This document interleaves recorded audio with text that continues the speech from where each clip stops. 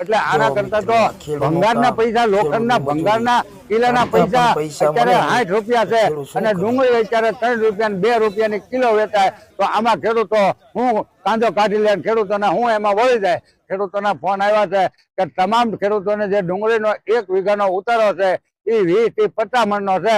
હવે 20 થી 50 મણનો ઉતારો આવે તો આમાં ખેડૂતો હું કાંદો કાઢી લે, ખેડૂતોને હું એમાં વળી જાય. એટલે આના કરતા તો ભંગારના પૈસા, લોખંડના ભંગારના કિલોના પૈસા અત્યારે 60 રૂપિયા છે અને ડુંગળી અત્યારે 3 રૂપિયા ને 2 રૂપિયાની કિલો વેચાય. આ એક ચા પીવા જઈએ તો 10 રૂપિયાની ચા થાય અને આ ડુંગળી અત્યારે ખેડૂતોને મફતના ભાવમાં વેચી નાખવી પડે છે. અત્યારે અમારો પાક છે એ બધો તણાઈ અને દરિયા ભેગો થઈ ગયો છે.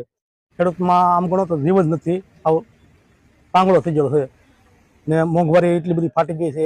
અમે ખાલી ઓટલું ચા પીવા જઈએ તો મિનિમમ એક ચાના કપના 10 રૂપિયા ને અમારા કિલા ડુંગળીના 4 થી 5 રૂપિયાની કિલો ડુંગળી જાય છે. ને અત્યારે આપણે એક નિમકની થેલી લઈ, ખાલી એ તો નકર પાણીમાં લઈ નોર્મલ જ બને, પણ છતાં એની 10 રૂપિયાની કિલો નિમકની થેલી.